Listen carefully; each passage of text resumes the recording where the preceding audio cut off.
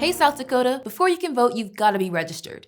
If you're not sure if you're registered already, you can check using the link in the description. If you're not registered yet, or you've moved or changed your name since the last time you voted, you'll need to fill out a registration form. To register in South Dakota, you're gonna have to fill out a form on actual paper. Probably the easiest way to do it, as long as you have a printer and a stamp, is print out the form that's linked below and mail it in. You can also fill out a form in person at your county auditor's office, city finance office, driver's license office, or public assistance agency. There's links to their locations and hours below. Either way you register, you've got to do it by October 19th if you want to vote in the November general election. Once you're registered, you get to vote. If you want to vote without even having to leave your house, you can download an absentee ballot application in the links below, fill it out, and mail it to your county election official. You can request an absentee ballot all the way up until November 2nd.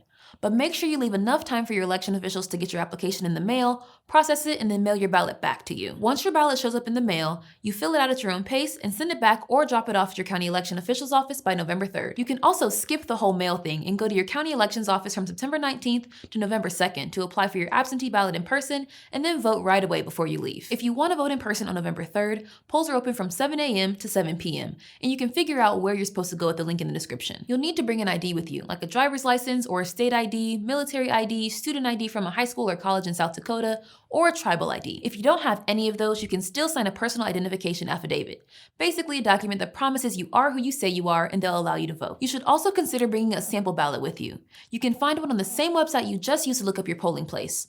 It'll tell you everything you'll be able to vote for in this election. You don't have to vote for every single thing on the ballot for it to count. But if you want a chance to do some research on the candidates in your local elections, it's a pretty good idea to look at a sample ballot first. You can even fill it out and bring it to the polls with you, so you can be sure you remember how you want to vote. The best thing to do if you want to vote this year is to make a plan to vote right now.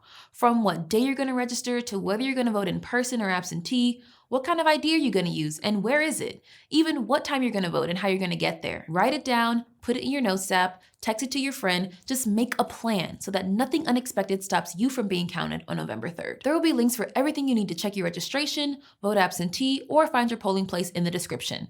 Thanks for being a voter. How to Vote in Every State is produced by Complexly in partnership with the MediaWise Voter Project, which is led by the Poynter Institute and supported by Facebook.